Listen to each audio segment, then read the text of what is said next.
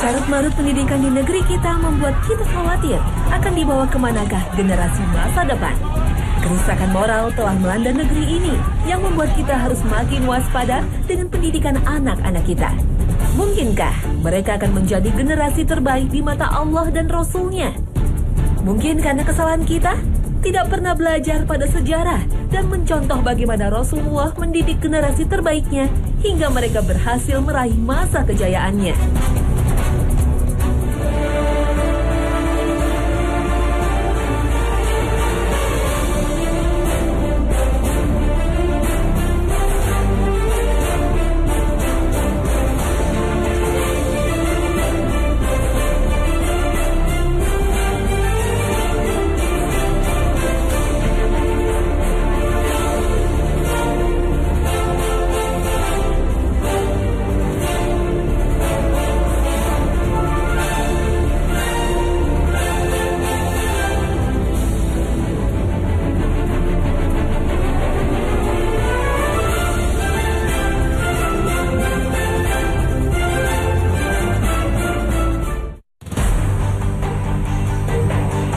Assalamualaikum warahmatullahi wabarakatuh. Selamat pagi pemirsa Trans 7.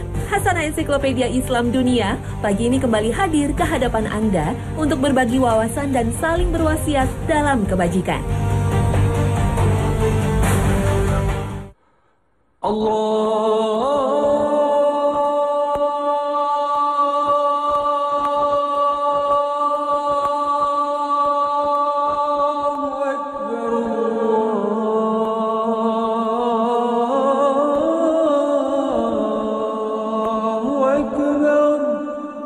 Saat azan berkumandang, selain panggilan untuk menunaikan ibadah sholat, juga merupakan sebuah pengakuan hanya Allah yang maha besar. Tidak ada satupun makhluk yang menandinginya, sekaligus pengakuan Islamlah agama yang benar. Jumlah pemeluk agama Islam, terutama di negara-negara barat, kini mengalami peningkatan yang tajam. Di Amerika Serikat misalnya, dalam dekade terakhir ini, jumlah umat Islam mengalahkan warga Yahudi, seperti yang dirilis sebuah sensus agama yang digelar Pew Forum on Religions and Public Life, sebuah asosiasi statistik dari Badan Keagamaan Amerika Serikat. Riset yang sempat dilansir kantor berita CNN pada Januari 2011, angka pemeluk Islam di Amerika diperkirakan mencapai 6,2 juta orang. Sebelumnya, tahun 2010, Muslim Amerika Serikat tercatat sebanyak 2,6 juta orang. Yang lebih mencengangkan, di Israel, termasuk wilayah Yerusalem, pemeluk Islam meningkat tajam 2 kali lipat menjadi 1,3 juta pada tahun 2010 dibanding tahun 1990. Bahkan diperkirakan pemeluk Islam mencapai lebih dari 23% pada tahun 2030. Bandingkan dengan jumlah rakyat Israel pada tahun 2010 hanya sebanyak 7,3 juta. Secara global, pemeluk agama Islam di dunia mencapai 1,1 miliar jiwa dan dalam 20 tahun ke depan jumlahnya diperkirakan meningkat hingga 2 kali lipat dan mengalahkan jumlah pemeluk agama Kristen. Tapi jangan berbangga dulu. Jumlah pemeluk agama Islam belum tentu berbanding lurus dengan kualitas umat. Lihat saja, berbagai penindasan masih diderita oleh sebagian umat Islam di belahan dunia lain, seperti di Palestina, Myanmar, dan Afghanistan. Belum lagi umat Islam begitu mudah diprovokasi hingga konflik masih membara di berbagai wilayah Islam. Rasulullah SAW pernah mengingatkan dalam sebuah hadis diriwayatkan, kalian kaum muslimin akan diperebutkan oleh umat-umat lain seperti orang-orang yang memperebutkan makanan hidangan yang ada di hadapannya. Kami para sahabat bertanya, apakah dikarenakan jumlah kita sedikit pada saat itu, wahai Rasulullah? Nabi menjawab, tidak, bahkan jumlah kalian banyak. Namun kalian seperti buih di air bah. Sungguh Allah akan mencabut rasa takut dari hati musuh-musuh kalian, dan sungguh Allah akan memasukkan penyakit wahan di dalam hatimu. Kami bertanya, apakah penyakit wahan itu, wahai Rasulullah? Beliau menjawab, cinta dunia dan takut mati. Rasulullah menjelaskan ciri-ciri pribadi bermental buih, yaitu pribadi yang mencintai dunia dan takut kematian. Mereka adalah orang-orang yang tertipu dengan indahnya duniawi dan diperbudak oleh nafsu syahwat. Mari kita renungkan umat Islam di negeri kita yang berjumlah mayoritas. Umat Islam masih dihadang dengan berbagai persoalan, mulai dari pendidikan, pengangguran, hingga kemiskinan. Terutama kemiskinan akibat miskin mental dan moral. Kondisi umat Islam saat ini berbeda sekali dengan generasi awal umat Islam. Apakah mereka berjumlah banyak? Sama sekali tidak. Kenapa umat Islam pada masa itu berhasil mengalahkan kafir Quraisy yang berjumlah lebih besar? Bahkan umat Islam berhasil menaklukkan dua negeri adidaya, Kerajaan Bizantium Romawi dan Kerajaan Kisra Persia.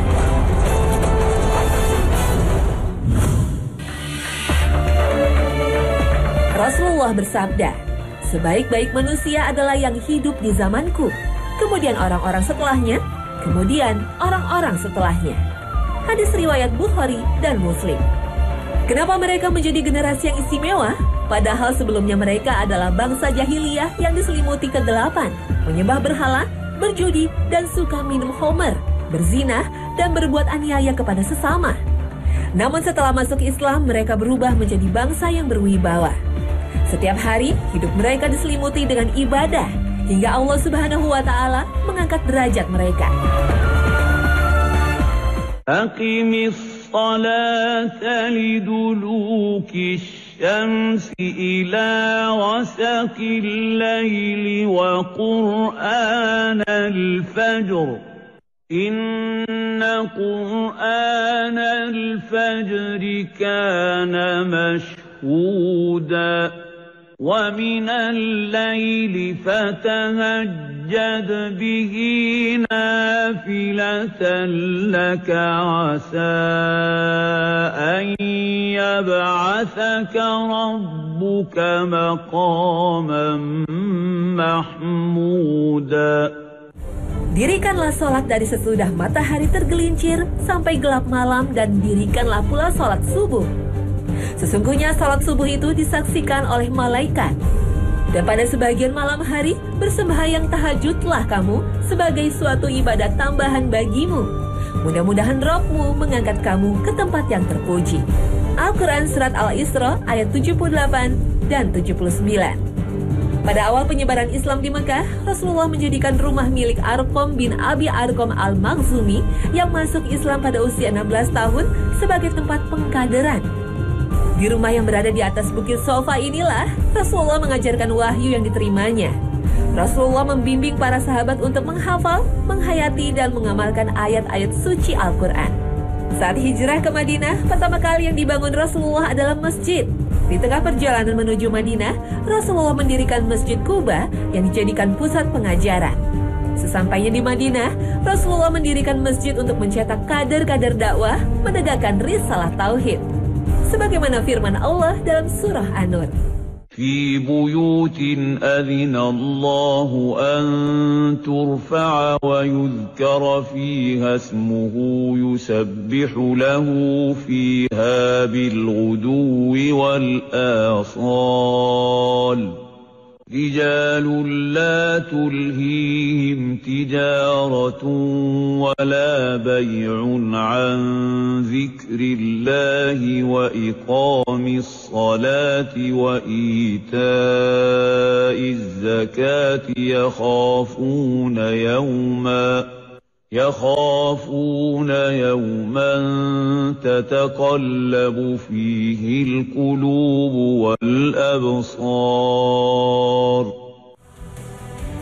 Masjid memiliki peranan yang besar untuk penanaman akidah, pengajaran syariat, dan tempat untuk menyelesaikan berbagai persoalan sosial dan individu. Di masjid pula Rasulullah menerima para duta asing. Di bagian masjid ada sebuah ruangan yang disebut sufah, beratapkan jerami yang bisa ditinggali oleh para sahabat hingga dikenal ahlul sufah. Menurut riwayat Abu Hurairah, ahli sufah adalah para tamu Islam yang tidak mempunyai harta benda. Jika ada hadiah untuk Rasulullah, maka sebagian dimakan oleh para ahli sufah, dan apabila sesuatu datang kepada beliau sebagai sedekah, maka beliau tidak memakannya melainkan memberikan semuanya kepada ahli sufah. Rasulullah SAW berhasil mencetak generasi yang melanjutkan misi kenabiannya. Abu Bakar Siddiq, sahabat terdekat Rasulullah, berusia 3 tahun lebih muda dari Rasulullah. Abu Bakar penganut agama para nabi terdahulu yang lurus, tidak pernah berzina, tidak pernah minum minuman memabukkan, tidak pernah bersujud di hadapan berhala. Ia mendapat sentuhan pendidikan langsung dari Rasulullah. Umar bin Khattab masuk Islam pada puncak kekafiran saat ingin membunuh Rasulullah. Setelah Allah memberikan hidayah kepadanya, Umar menjadi salah satu sahabat Nabi terbaik. Di bawah kepemimpinannya, umat Islam pernah meraih kesejahteraan dan keadilan. Rasulullah bersabda, sesungguhnya Allah menjadikan kebenaran ada pada lisan Umar dan hatinya. Hadis riwayat Ahmad dan Tirmizi. Umar dikenal seorang mujtahid yang pada masanya banyak mengeluarkan terobosan dalam berbagai kebijakan politik dan pemerintahan seperti sensus penduduk, pengajian, dan audit kekayaan pejabat. Umar terkenal dengan ucapannya, "Lebih baik aku mengganti pemimpin setiap hari ketimbang aku melakukan kezaliman sesaat." Pemerintahan Umar membentang mulai dari Libya sebelah barat hingga ke timur sampai Samarkand, bekas jajahan Soviet. Membentang terus ke utara sampai Persia hingga ke selatan sampai ke Yaman. Wilayah seluas inilah yang dikelola oleh Umar bin Khattab yang mendapat gelar Amirul Mukminin. Pada masa itu, banyak sahabat yang mendapat langsung sentuhan pendidikan dari Rasulullah. Berdasarkan keterangan Jabir bin Abdillah, jumlah kami saat itu sebanyak 1.400 orang. Riwayat Al-Bukhari. Sedangkan menurut Abu Zur'ah Ar-Razi, seorang ulama hadis, terdapat sekitar 114.000 sahabat Rasulullah. Mereka lah yang dipercaya untuk menjadi duta dakwah dan gubernur di berbagai wilayah Islam. Utsman bin Affan, menantu Rasulullah yang juga salah seorang sahabat terbaiknya. Ia orang sangat dermawan dan memiliki jiwa yang lembut. Pada 6 tahun pemerintahannya, begitu mententeramkan dan menyenangkan. Tapi pada 6 tahun terakhir, pemerintah Utsman mengalami goncangan politik akibat hasutan kaum Yahudi. Sedangkan Ali bin Abi Thalib, seorang anak kecil berusia 10 tahun saat memeluk Islam, yang mendapat sentuhan langsung pendidikan Islam dari Rasulullah selama 23 tahun. Sedangkan cucu Rasulullah, Hasan bin Ali, mendapat pendidikan Rasulullah hingga usia 7 tahun. Selain itu, masih banyak kader-kader terbaik yang dimiliki Rasulullah. Bahkan Rasulullah menegaskan ada 10 sahabat Nabi yang dijamin masuk surga, yaitu Abu Bakar, Umar bin Khattab, Utsman bin Affan, Ali bin Abi Thalib, Abdurrahman bin Auf, Sa'ad bin Abi Waqqas, Abu Ubaidah, Zubair bin Awam, Thalhah bin Ubaidillah, dan Said bin Zaid. Ada pula yang mengatakan berjumlah 11 orang dengan memasukkan Bilal bin Rabah. Mereka lah yang menjadi tonggak perjuangan Islam. Rasulullah bersabda, "Nubuwah ada pada kalian sampai Allah kehendaki, hingga dihilangkan ketika Dia menghendakinya. Kemudian khalifah di atas manhaj nubuwah sampai Allah kehendaki, hingga dihilangkan ketika Dia menghendakinya. Kemudian kerajaan yang menggigit sampai Allah kehendaki, hingga dihilangkan ketika Dia menghendakinya. Kemudian kerajaan yang diktator sampai Allah kehendaki, hingga dihilangkan ketika Dia menghendakinya. Kemudian khalifah di atas manhaj nubuwah, kemudian beliau diam." Hadis riwayat Ahmad. Rasulullah menceriakan 5 fase zaman yang akan dilalui manusia di dunia. Fase kenabian diawali dengan zaman Zahiliyah, kemudian diangkatnya Nabi Muhammad sebagai Rasul. Setelah Rasulullah wafat, misi kenabian dilanjutkan oleh para sahabatnya yang disebut Khulafaur Rasyidin. Rasulullah bersabda, kekhalifahan nubuwah 30 tahun kemudian Allah memberikan kerajaan kepada yang Dia kehendaki. Hadis riwayat Abu Daud, Ahmad, Tirmizi, dan Hakim. Jika kita coba hitung, masa kekhalifahan Abu Bakar berlangsung selama 2 tahun, dilanjutkan Umar bin Khattab selama 10 tahun, kemudian Khalifah Utsman selama 12 tahun, dan terakhir Khalifah Ali bin Abi Thalib selama 6 tahun. Setelah Ali meninggal, dilanjutkan oleh putranya Hasan bin Ali radhiyallahu anhu yang memegang kekhalifahan selama 6 bulan. Hasan bin Ali mengundurkan diri pada bulan Rabiul Awal tahun 41 Hijriah, yang artinya fase kekhalifahan yang disebut Nabi genap 30 tahun. Saat pengunduran diri Hasan bin Ali disebut Amul Jamaah atau tahun persatuan, karena pada masa itu beliau berhasil menyatukan 2 kelompok umat Islam yang berseteru. Rasulullah pernah bersabda tentang cucunya Sayyidina Hasan, "Anakku ini adalah pemimpin dan Allah kelak akan menyatukan dengannya 2 kelompok besar muslimin. Hadis riwayat Bukhari. Fase ketiga seperti dalam hadis Nabi disebut Mulkan Adon. Fase ini terjadi setelah berakhirnya masa kekhalifahan Islam yang ditandai berdirinya dinasti Umayyah, dilanjutkan dinasti Abbasiyah. Pada fase inilah terjadi fluktuasi kekuasaan dan keadilan. Daulah Umayyah pernah memiliki pemimpin yang adil, yaitu Umar bin Abdul Aziz. Begitu pula Daulah Abbasiyah memiliki khalifah yang adil, Harun al-Rashid. Fase Daulah Islamiyah berakhir setelah runtuhnya Kesultanan Turki Utsmani di Turki akibat munculnya ideologi nasionalisme yang diusung Mustafa Kemal Atatürk, seorang keturunan Yahudi. Fase keempat disebut Mulkan Jabariyah atau munculnya para pemimpin diktator yang merupakan fase keterpurukan umat Islam. Fase inilah yang saat ini menimpa umat Islam. Sebagai buktinya, beberapa negara di kawasan Arab pernah dipimpin para pemimpin diktator, seperti Irak dikuasai Saddam Hussein, Mesir dipimpin Hosni Mubarak, dan Libya dikendalikan Muammar Gaddafi. Fase terakhir yang disebut Nabi adalah Khalifah ala Manhaj Nabawiyah, yaitu munculnya seorang pemimpin yang berdiri di atas sistem kenabian. Siapakah khalifah yang dimaksud Rasulullah? Para ulama berpendapat, dialah Imam Mahdi yang dinanti pada akhir zaman.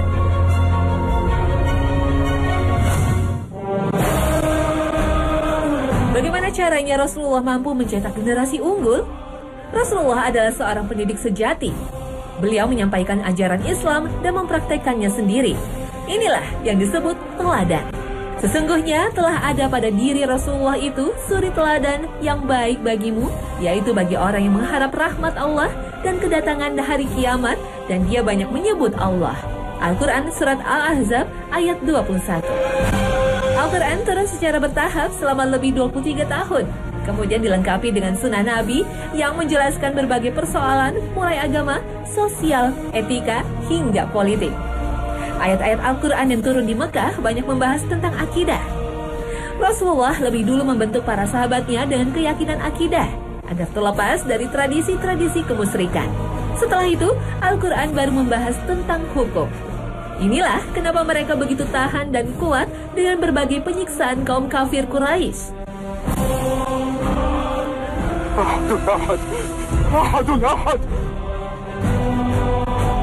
Rasulullah begitu peduli dalam pendidikan anak. Misalnya, untuk menanamkan disiplin sholat terutama pada anak, Rasulullah membolehkan dengan cara memukul. Hadis riwayat Ahmad dan Abu Daud dari Amin bin Shu'aib. Perintahkanlah anak-anakmu mengerjakan sholat dikala mereka berumur 7 tahun. Dan pukullah mereka karena mereka tidak mengerjakannya dikala mereka berumur 10 tahun. Dan pisahkanlah tempat tidurnya. Memukul yang dimaksud Rasulullah bukan dilandasi emosional atau kemarahan, tapi penuh dengan kasih sayang. Bahkan dalam hadis lain, Rasulullah bersabda, sebaiknya pukulan itu dilakukan tidak berkali-kali, bahkan cukup 1 kali saja. Hadis riwayat Bukhari dari Anas ibnu Malik. Inilah pelajaran dari Rasulullah saat kita mendidik anak-anak kita, dimulai dari sholat. Sudahkah kita mencontohnya?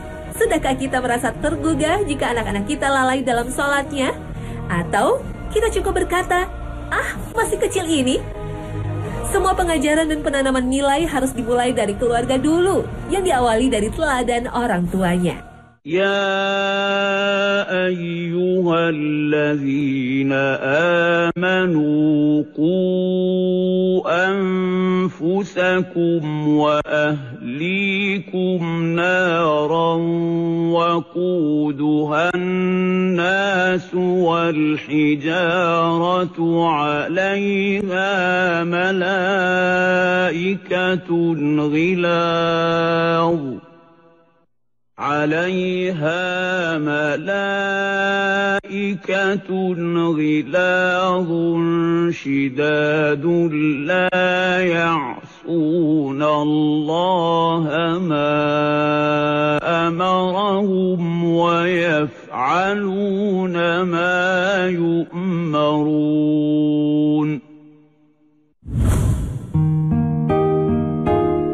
Manusia tidak bisa memilih kapan dan di mana dilahirkan.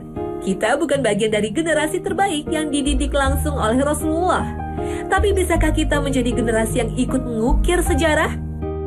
Rasulullah SAW pernah bersabda, Riwayat dari Abu Jum'ah. Suatu saat kami pernah makan siang bersama Rasulullah dan ketika itu ada Abu Ubaidah bin Jarrah yang berkata, "Wahai Rasulullah, adakah orang yang lebih baik dari kami? Kami memeluk Islam dan berjihad bersama engkau." Beliau menjawab, "Ya, ada, yaitu kaum yang akan datang setelah kalian, yang beriman kepadaku, padahal mereka tidak melihatku." Hadis riwayat Ahmad. Hadis ini memberi kabar gembira pada kita. Kita bisa menjadi generasi terbaik, seperti generasi awal Islam, yaitu generasi para sahabat dan tabi'in. Tapi tentu bukan tanpa syarat. Mari kita lihat sejarah. Berabad-abad setelah Rasulullah wafat, umat Islam pernah memiliki pemimpin dan pasukan yang disebut oleh Rasulullah sebaik-baiknya pemimpin dan sebaik-baiknya pasukan. Dialah Muhammad Al-Fatih. Al-Fatih adalah pemuda bersahaja yang menerima tampuk kekuasaan sebagai Khalifah Turki Utsmani pada usia 22 tahun. Sejak usia kanak-kanak, ia sudah hafal Al-Quran dan menguasai 6 bahasa asing.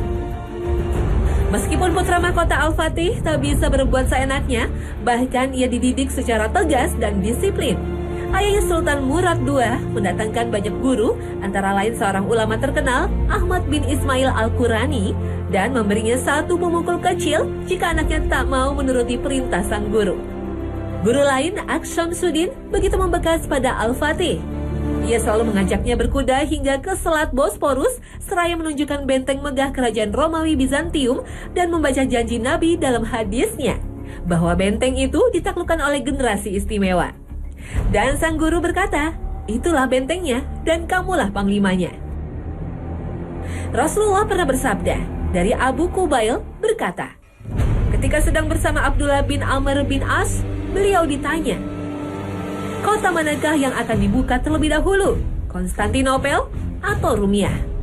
Abdullah meminta kotak dengan lingkaran-lingkaran miliknya, kemudian dia mengeluarkan kitab. Abdullah berkata, ketika sedang menulis di sekitar Rasulullah, beliau ditanya, "Dua kota ini, manakah yang dibuka lebih dulu, Konstantinopel atau Rumiah?" Rasulullah menjawab, "Kota Heraklius dibuka lebih dulu, yaitu Konstantinopel." Hadis riwayat Ahmad, Ad-Darimin, Ibnu Abi Syaibah, dan Al-Hakim. Hadis Nabi baru terbukti 8 abad kemudian. Kota Konstantinopel akhirnya ditaklukkan oleh Muhammad Al-Fatih pada tahun 1453 Masehi atau 857 Hijriah. Benteng raksasa lambang kebanggaan Kristen Ortodoks akhirnya runtuh dan dikuasai umat Islam. Konstantinopel kini berubah namanya menjadi kota Istanbul di Turki. Namun dari hadis Nabi masih tersisa satu kota lagi yang akan ditaklukkan oleh umat Islam, yaitu kota Roma. Kapan peristiwa itu terjadi? Wallahu a'lam. Nah pemirsa, mudah-mudahan episode generasi terbaik ini menjadi inspirasi bagi kita dalam mempersiapkan generasi masa depan, yaitu generasi yang beriman dan mengikuti sunnah Rasulullah. Terima kasih atas perhatian Anda, dan wassalamualaikum warahmatullahi wabarakatuh.